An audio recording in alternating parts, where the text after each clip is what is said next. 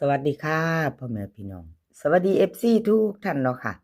กลับมาพบมาพอกับเจตาพารวยคือเก่าค่ะในทางช่อง YouTube เนาะ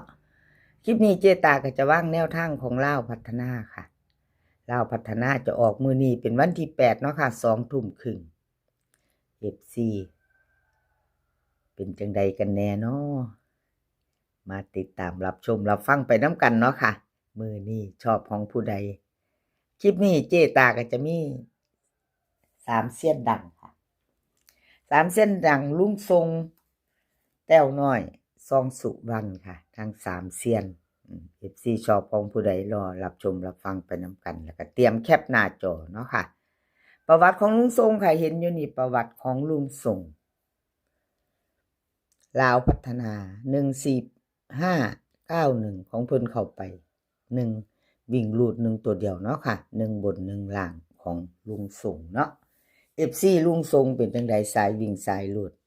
มีไผตามวิ่งรูดน้ำเพิ่นบ่ค่ะวันที่3เพิ่นเข้าไป89เนาะค่ะลุงทรง8998บน2ตัวค่ะเจ๊ตาให้เบิ่ง2งวดเด้อค่ะประวัติ2งวดค่ะนี่จะเป็นประวัติของลุงทรงเฮาก็มาตามต่อไปใหม่มื้อนี้ค่ะพี่น้องเป็นมื้อใหม่แล้วเนาะค่ะเป็นวันจันทร์วันที่8ของเดือนธันวามาไปลุ้นกันมื้อแลง2 ทุ่มครึ่งค่ะลาวพัฒนาไปต่อค่ะมาลุ้นกันใหม่ FC ของลุงทรงเตรียมแคปหน้าจอเนาะค่ะกราบขอบบุญขอบคุณลุงทรงหลายๆเด้อค่ะที่ให้แนวทางมาวางทางช่องกราบขอบพระคุณเป็นอย่างสูงค่ะที่ให้แนวทางมาวางทางช่องเจตาอยู่ตลอดมาเนาะค่ะกราบขอบพระคุณหลายๆลุงทรงค่ะลาวพัฒนา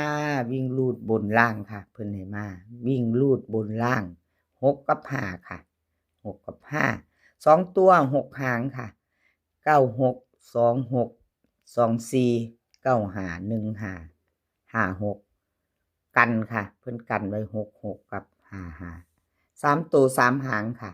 696 696ลุงทรง3ตัวให้3หางเนาะค่ะ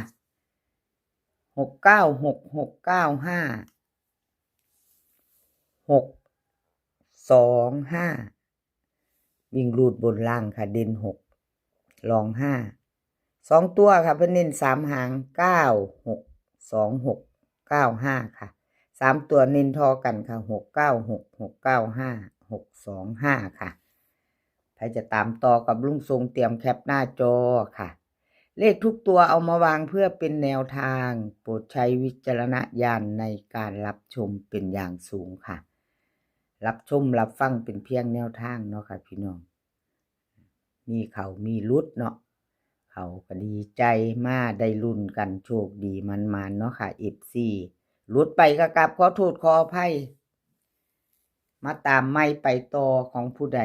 แคปหน้าจอแล้วไปต่อค่ะแคปหน้าจอลุงส่งแล้วไปต่อ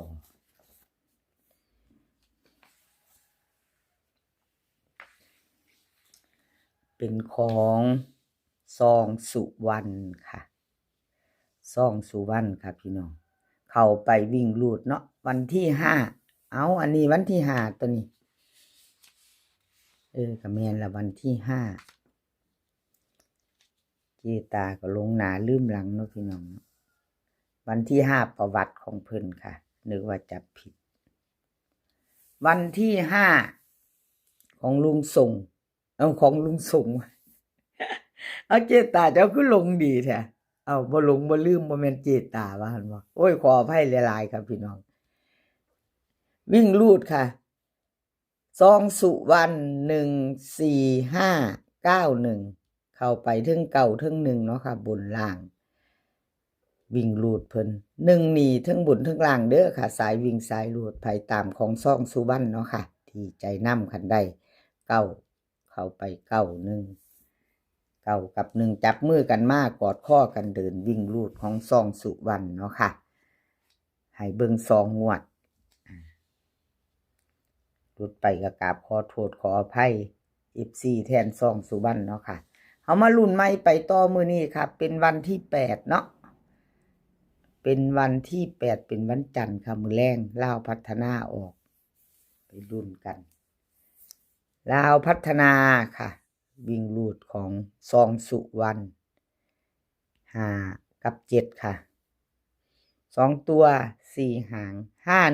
5153 7173เบิ้ลค่ะ55กับ77 3ตัวค่ะ3ตัว571 573 557วิ่งรูด5กับ7ค่ะเด่น7ตัวเดียววงกลมให้ตัวเดียวเนาะค่ะเน้น71กับ73ค่ะ2ตัว2สุวรรณเพิ่นเน้นให้2ตัวค่ะ71กับ73เน้นให้2หาง3ตัวค่ะ2สุวรรณ2หางค่ะ515712หางค่ะ2สุวรรณแคปหน้าจอไว้ค่ะไผจะลุ้นต่อมื้อแลง2 ทุ่มครึ่งกับ2สุวรรณ FC ลาวพัฒนาเนาะค่ะแคปหน้าจอไว้พิจารณาค่ะพี่น้องถ้าชอบก็จัดขัดก็ผ่านเนาะค่ะกราบขอบบุญขอบคุณซ่องสุวรรณหลายๆเด้อค่ะที่ให้แนวทางมาวางทางช่องของเจตาเนาะค่ะกราบขอบพระคุณเป็นอย่างสูงค่ะซ่องสุวรรณรับชมรับฟังเป็นเพียงแนวทางค่ะพี่น้อง FC ใหม่ค่ะถ้าเพิ่งเขามาเห็นเนาะ FC ใหม่ถ้าผ่านเขามาครั้งแรกค่ะอาจจะมาพอคลิปนี้เนาะเป็นคลิปลาวพัฒนาค่ะมี3เซียนแล้วก็ทางช่องของเจตาพารวยเพิ่งเขามาเห็นยังบ่ทันได้กดติดตามค่ะกดติดตามไว้เนาะค่ะแล้วก็อย่าลืมกดกระดิ่งแจ้งเตือนกดกระดิ่งแจ้งเตือนไว้จะได้บ่พลาดคลิปใหม่ๆของเจตาพารวยเนาะค่ะเห็นพอลงไปก็จะเห็นทันทีเนาะพี่น้องลงปุ๊บเห็นปั๊บถ้าชอบเนาะค่ะถ้าบ่ชอบก็ผ่านไปค่ะชอบก็จัดขัดก็ผ่านเนาะเอาต่อไปค่ะแต้วน้อยค่ะวันที่5ของแต้วน้อยค่ะ145บน3ตัวเนาะค่ะ91ล่างของเพิ่นเข้าไปวิ่งรูดค่ะ1เขาวิ่งรูดเข้าตัวเดียว1บน1ล่างเด้อค่ะสายวิ่งสายรูดแต้วน้อย14แต้วน้อยเป็นจังไดค่ะมีไผวิ่งรูดน้ำเพิ่นบ่ไผโชคดีไผหมานก็ดีใจนำเนาะพี่น้องดีใจด้วยของแต้วน้อยยังเดินอยู่ค่ะ2ตัวมา1ตัวให้เบิ่ง2งวดก็มา2งวดอยู่เนาะค่ะ2ตัวมา1ตัวครับขอบบุญขอบคุณแต้วน้อยหลายๆเด้อค่ะที่ให้แนวทางมาบ้างทางช่องเนาะครับขอบพระคุณเป็นอย่างสูงค่ะวันที่8มื้อนี้แล้วค่ะมาลุ้นกันต่อไปใหม่กับแต้วน้อย